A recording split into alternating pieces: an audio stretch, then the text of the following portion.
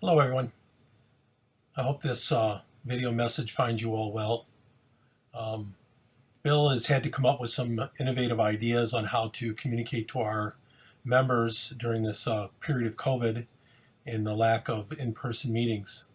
Um, a lot of organizations are using um, video chat and um, video conferencing services to host meetings, but we usually have a large group and everybody has a lot to say, and we feel it would be very difficult for us to have a meeting in this manner. So Bill came up with this idea of having a video from me, and then he will make a video of his presentation to you all and email it out. I'm looking a little woolly because I haven't been to a barber in 2 months, but other than that, things are good. During this time period that we've been basically kept in our homes for the most part, an interesting twist has occurred. There has been an increase in the sales of alcohol throughout the country. Many people are turning to alcohol as a way to get through this situation in the best way they can, I guess, which is probably going to result in a lot of minors having access to alcohol that they normally would not have. So we need to be vigilant about that. Again, I would like to tell you that I am looking forward to the day when we can all sit around a table and meet at the Muntalline Police Department and discuss our various opinions and ideas and brainstorm and do the things that we do best to come up with solutions, or at least attempt to come up with solutions to these problems. I know that when we do return to our face-to-face meetings, there may be some changes that have to be made in order for us to be safe, at least until the threat of the virus is gone or very much diminished. So I look forward to that day of meeting again with you all, and I hope you all stay safe during this period. Thank you.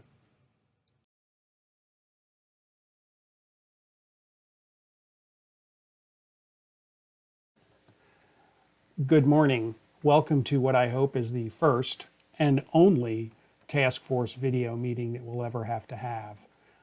We have an interesting meeting for you here. I have a little educational program from Rally, which is the RX Abuse Leadership Initiative. They sent a video for us to look at, or for us at the Elcoy meeting, which I added. So if you've seen the Elcoy meeting, which is also up today, you can skip over that. It's about a 14-minute video. I do have one announcement at the end. Sam Martinez and Gail Wheel sent me in a nice announcement.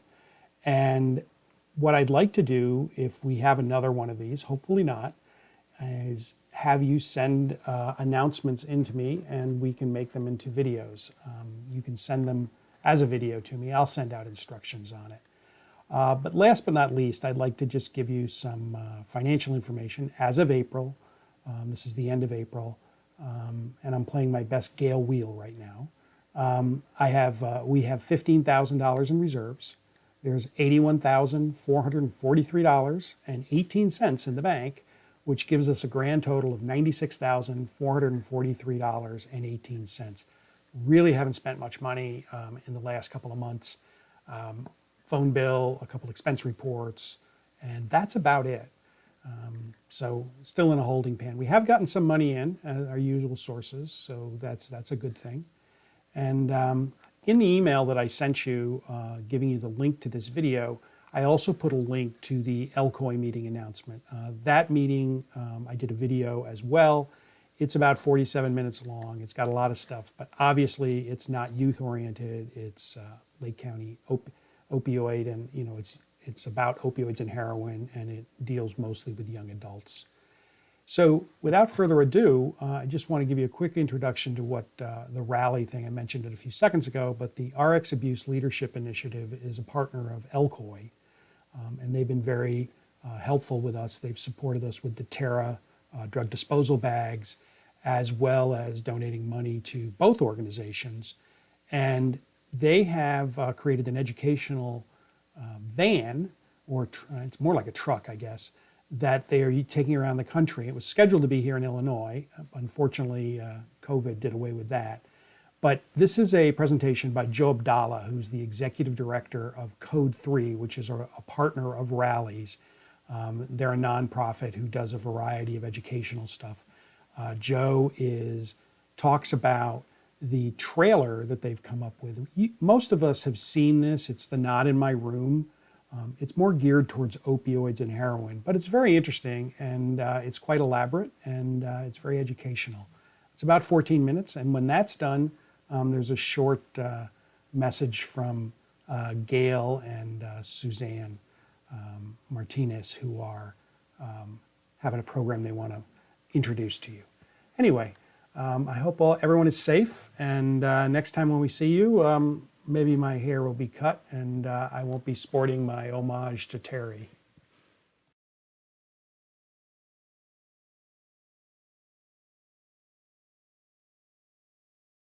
Hi, my name is Joe Abdallah. I am the Executive Director of Code 3 Association. Over the past year and a half, we have partnered with Rally, which is the RX Abuse Leadership Initiative.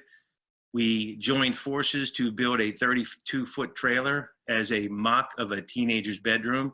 We then walked parents, loved ones, and educators through that trailer, showing them the signs of opioid misuse. That trailer was put together in 3 themes. We used parents who had lost kids to addiction, we used kids in recovery, and we also used first responders and police officers that were seeing the large uptick in teen overdoses in bedrooms and what they were seeing while in that location. So we usually start the trailer tour in the closet area. I'd like to begin there with you and tell you that if you're going to take on this task, please wear gloves. And if you can, before reaching into any space that we would give you a location to look into, try and look in there before reaching your hands in. It's always best as a safety procedure. In case you were to encounter a needle, which you see here in the jacket in the closet, needles are shared by IV drug users and the protective cap is not always on. I tell parents, you know your child's medical history, you don't know that of who it's being shared with. So wear gloves, and if you can, peek in there before reaching your hands. If we turn to the necktie, which is hanging in the closet, neckties, shoestrings, and belts are commonly used as tourniquets for IV drug users. Tightly tied around the arm, cuts off the circulation so it produces the vein for injection. After this is done, once the injection is done, there's always a small amount of trace blood that leaves the injection site. A lot of times and frequently when the tie or the shoestrings or the belt is taken off, they're gonna start to acquire this small amount of blood, and you're gonna start to see small blood or brown spots on these items, so keep an eye out for them. Also, as far as tourniquets, addiction often starts in a bathroom. Be on the lookout for a tie with a small loop in it, or shoestrings or a belt with a loop in it, found in the bathroom in an odd location. What's it doing there? Start to ask questions if you're starting to see other signs of behavior that aren't normal. We then go to the bottom of the closet where we have the shoes. I encourage parents, not only shoes that are laying loose, but shoes that are in boxes. Get into them. If the sole of the shoe is glued down, don't rip it up if it's secure, but get your hand deep into the tongue of the shoe. You'd be surprised what you can find there. It's a great hiding spot, not just for drug users, but for drug dealers. In our shoes here, we have a small knotted bag. It's actually the corner of a sandwich bag, powder placed in it, and it's twisted and tied in a knot. When it's going to be used, that knot is either ripped off with the teeth or it's pulled off and discarded as trash. And one of the most important parts of this tour, remember the trash, the indiscriminate trash from the packaging, the remnants left behind. There are a lot of times what mom saw laying around the bedroom loosely, got them in their vacuum cleaner canisters, their washers, their dryers, but kids aren't careful with them because they're trash. And as far as closets, look at all the void spaces, look at all the pockets in the pants and the shirts, the shoe boxes, all the other purses or compartments. Closets are great places to start. Spend a lot of time looking inside the closet. We then move to the bathroom or the trash can. If you look in the trash can, you'll see that piece of foil with the kind of tan residue. That's from smoking heroin or fentanyl or prescription pills. You can crush prescription pills and place them on that foil, as well as heroin or fentanyl powder. Place a heat source underneath and they vaporize. When they vaporize, kids will often use a hollowed pen casing. They'll suck in those vapors as they come off the foil, but you should never see pieces of foil in this condition with that type of residue in your home. To the left of that, you'll see the orange and white caps. Those are actually the plunger protector for a syringe. The needle end is much more identifiable, and kids told us that that would get flushed down the toilet or thrown away more discreetly because people knew what they were. But parents thought these were either glue caps or marker caps or some kind of wire nut. They are red flag indicators of some type of IV drug use taking place in your home, so be aware of them. And then we move up to the bathroom sink. On the front of the sink, you'll see the toothpaste container on the left. Nothing in that, just keep it in mind when it becomes important when we move into the medicine cabinet above the sink. There's black soot marks that you see on the bathroom sink to the back of the right. A spoon is probably the most common instrument used for heating heroin once it is mixed with water. You need to heat it to dissolve all the insolubles. So once it's heated, it can then be drawn up into the syringe and injected. That spoon is used multiple times a day, and each time a flame is placed on it, it gets this black charring, this black soot.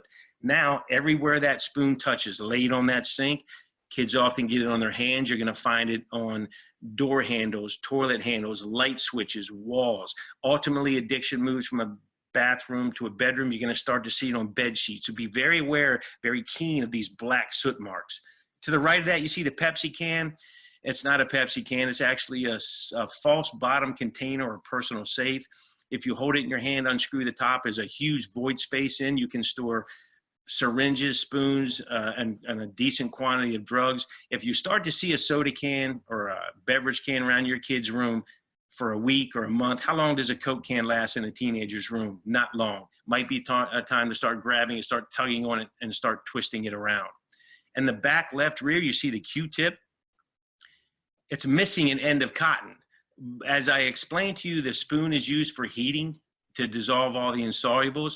That cotton is placed directly into that liquid. The syringe needle is placed directly into that cotton, and the liquid is drawn up. The belief is from the 60s that that piece of cotton is going to filter out any impurities. It does nothing of the sort, can cause severe infections. What happens, though, that cotton is reused over and over again, begins to grow bacteria. At some point, it will be discarded. Again, like the knot from the shoe I told you, that indiscriminate packaging, mom found these little pieces of cotton, discolored pieces of cotton around their kids' bedrooms. Red flag indicator, be on the lookout for it. So then we can move up to the actual medicine cabinet. You'll see that the toothpaste container, the box, is in the cabinet. My point to you is if the toothpaste is on the counter, why is the cardboard box in the cabinet? It would be discarded as trash. It is a great, in its length and its structure and size, it's great for storing needles, spoons, and any other drug paraphernalia. So here we just ask you to kind of think outside the box. If the toothpaste is there, start getting into things that should be discarded as trash. Below that, you see the over-the-counter medications. A very common side effect of both legal and illegal opioid use is constipation. So the kids said they would take a medication to help constipation, drink too much, and now they have diarrhea, so they need to buy anti-diarrhea medicine. And they told us they would drink a balance between these two medications to find balance in their system. What I tell parents is they're your child. Most of the time you would know if they have some ongoing digestive issue that they would need these.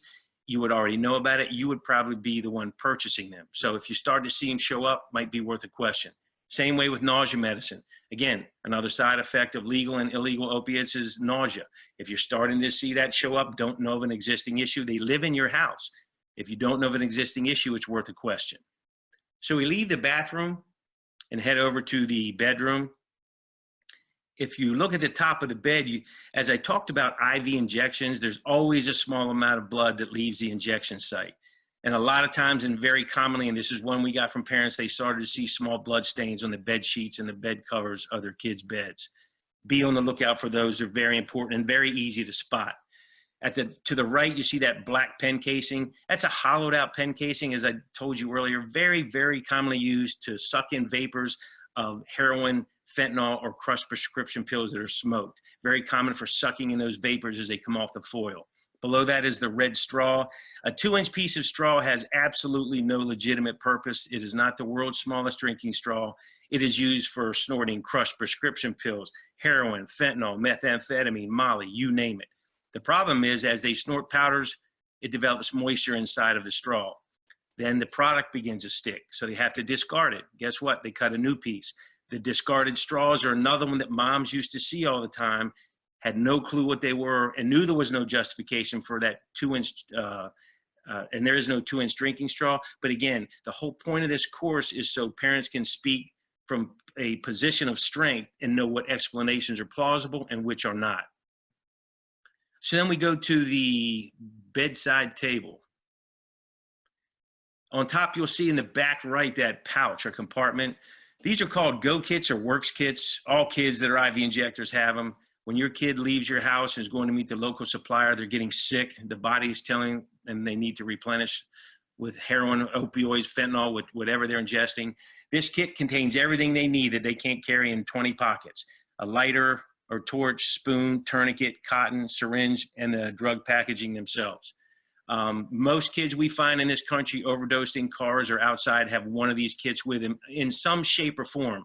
Any personal compartment, pouch, zippered compartment your kid has that they are never without, I would suggest getting into it. On the back left, the alarm clock runs off electricity.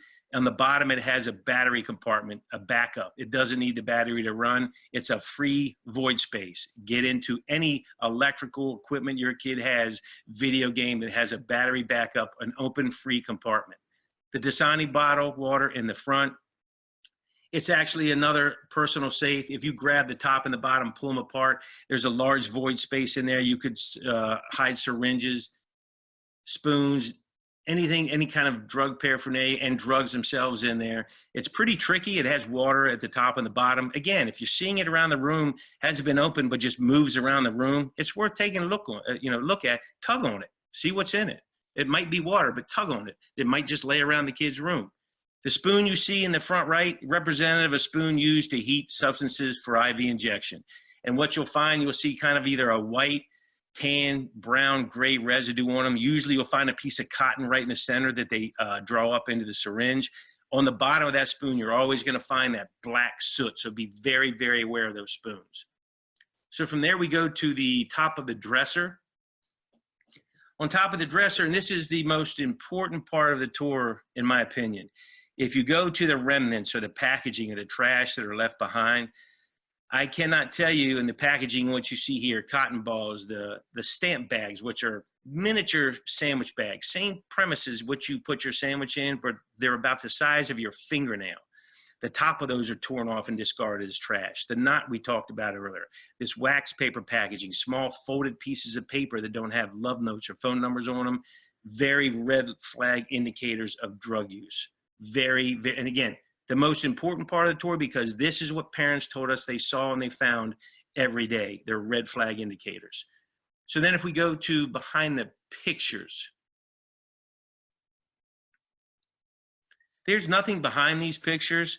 There's about a 1.5 to 2 inch void space between those and the wall though. And what's very important is you could put ounces of drugs, all kinds of paraphernalia behind there. And we ask you to think outside the box. Anywhere you can get your hand, a storage space, any void space, dressers, even the clean clothes, the shirts, get in between them. Look in between them. The socks that are folded, unball those socks. Great hiding spot. The dirty clothes hamper, who wants to dig through that? Not me, but guess what? That's the reason to go through the dirty clothes hamper, get into the pockets. Think outside the box. I leave you with this. I tell people throughout my police career that good policemen are nosy. I believe good parents are nosy. If you have those suspicions, take a look through your kid's room. You can be, you don't have to be obtrusive. You don't have to be a construction crew together to dismantle the kid's room. Trash might be laying around right in front of you, very easy to spot. I hope this was helpful. Please encourage all of your friends, your associates with teenagers to view the video. Thank you to Rally Cares for the partnership, and I hope this was helpful.